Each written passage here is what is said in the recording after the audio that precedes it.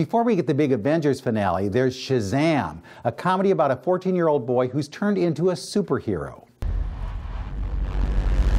Asher Angel plays Billy, a foster child who's given powers while riding the subway. Say my name so my powers may flow through you. But I don't know your name, sir. Shazam. Wait, for real? Say, okay! Shazam? Just by saying the word, he becomes this strapping adult who's able to do all sorts of things, including fight crime. You have bullet immunity! I'm bulletproof. You're dead.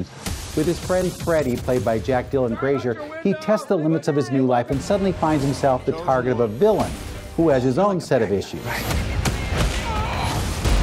Directed by David F. Sandberg, Shazam is more than a little too big and succeeds largely because Zachary Levi, as a superhero, is so infectiously childlike. The movie devolves into a retro battle of wills, but it's not without its charms. Grazer and Levi have a lot of fun and in one instance get a chance to meet someone else from the DC universe. Now, because this isn't as heavy-handed as most DC films, it stands a good chance of being around for some time. The humor is fresh, the performances are light, and the villain, played by Mark Strong, is just a little misunderstood. Even saying the guy's name is transforming. Shazam! See, don't you feel better?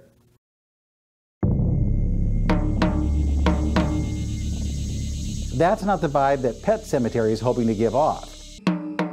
A remake of an earlier Stephen King film, this suggests you can bring pets and humans back to life just by burying them in a specific cemetery. Now, they're not the same, of course, but then who would be? Like most Stephen King stories, Pet Sematary starts with great promise.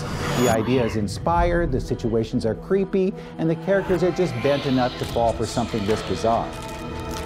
I had to bring it back. Then things go wrong, and the film's directors have to decide which path to take. In this case, Kevin Kolsch and Dennis Widmeyer go for a full-on horror film. That makes the journey skulk in the shadows of something as brilliant as Us. Jason Clarke stars as a physician who's introduced to the creepy burial ground, and when his daughter's cat dies, he takes it to the cemetery, brings it back to life, and discovers Kitty isn't quite the same. The rebirths don't stop there, and before you know it, this is practically The Walking Dead. Now, if you're a hardcore Stephen King fan, this could be a safe choice. Everyone else, proceed with caution. And finally, we get Taraji P. Henson in The Best of Enemies, an unpreviewed film about a black civil rights activist and a Ku Klux Klan leader during the 1970s. Let's go now. Mama gonna find you somewhere real nice to go. Not gonna head back. Based in truth, it shows how the two work together to chair a summit on school desegregation in North Carolina. Henson stars as the activist. Sam Rockwell plays a KKK leader.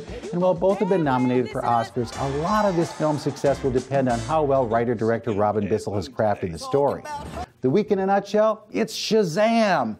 Avengers Endgame doesn't land until the end of the month. With your movies in a minute, I'm Bruce Miller.